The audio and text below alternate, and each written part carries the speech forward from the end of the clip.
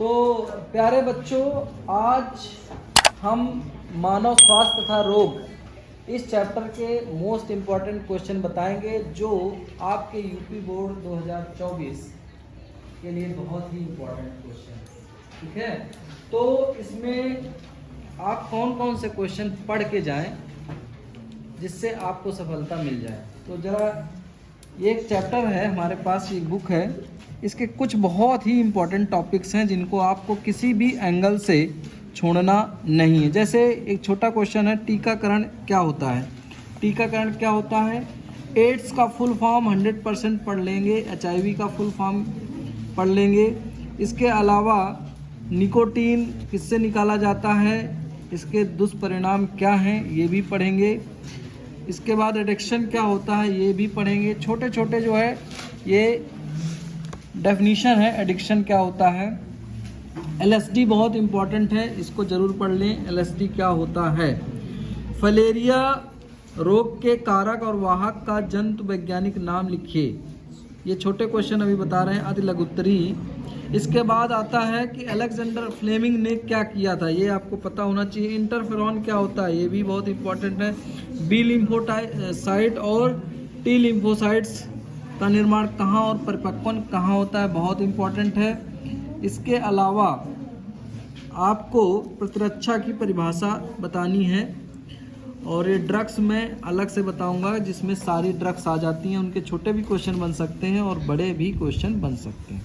इसके अलावा ये छोटे छोटे जो है कुछ शॉर्ट फॉर्म लिखी है, इनको फुल फॉर्म में बताना होता है कि जैसे MALT का फुल फॉर्म क्या है, CMI का क्या है, एड्स का क्या है, NACO का क्या है और HIV का क्या है। इसके अलावा सक्रिय प्रतिरक्षा और निष्क्रिय प्रतिरक्षा क्या है, ये पढ़ के जाना है आपको। इसके बाद ये एंटीबॉडी का जो है एक स्ट्रक्चर बना है, ये ज़रूर याद कर लेंगे, डायग्राम भी आ सकता है इसका।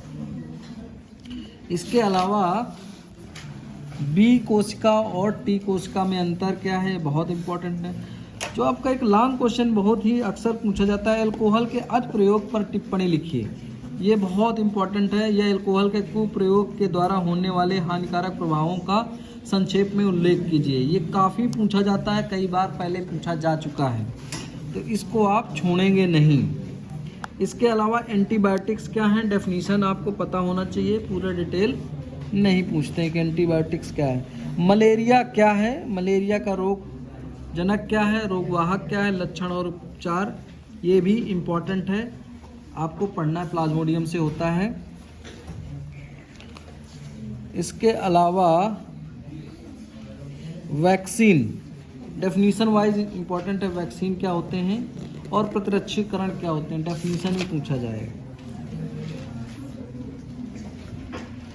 फिर आता है सिंड्रोम तो आपने पढ़े हुए थे। रोग जनक क्या है, टाइफाइड का कारक, टाइफाइड भी काफ़ी इम्पोर्टेंट। टाइफाइड जो बैक्टीरिया से होता है, टाइफाइड के लक्षण और किससे होता है, ये आपको पढ़ना है। कॉमन कोल्ड किससे होता है, ये पढ़ना है।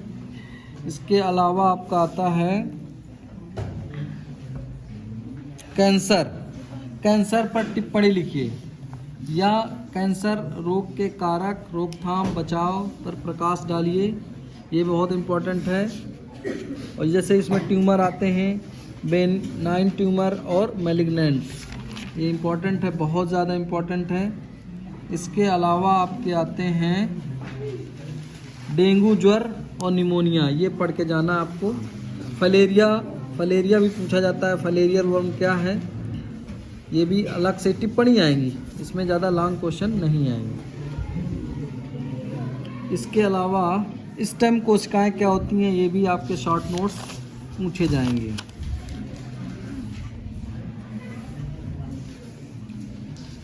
मलेरिया का बता ही दिया गया है, मलेरिया आपको प्लाज्मोडियम की लाइफ साइकिल आपको पढ़ के जाना है।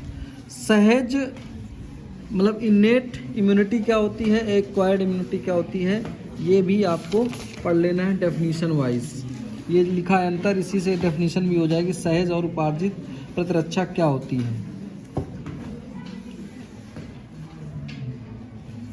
एंटीजन, एंटीबॉडी और एंटीबायोटिक्स, ये तीनों आपको पढ़ लेना है। बस इतने थे इसके कुछ इम्पोर्टेंट जो आप बिल्कुल पढ़ के जाएंगे और 100% इससे क्वेश्चन आना ही आना है। ये आप सोचिए कि इससे आने छोटे क्वेश्चन ज़्यादा आएंगे और लॉन्ग क्वेश्चन कम आता है। तो लॉन्ग क्वेश्चन आएगा तब भी आप कर लोगे, इस चैप्टर को इग्नोर नहीं करना है। ठीक है, थैंक यू सो मच।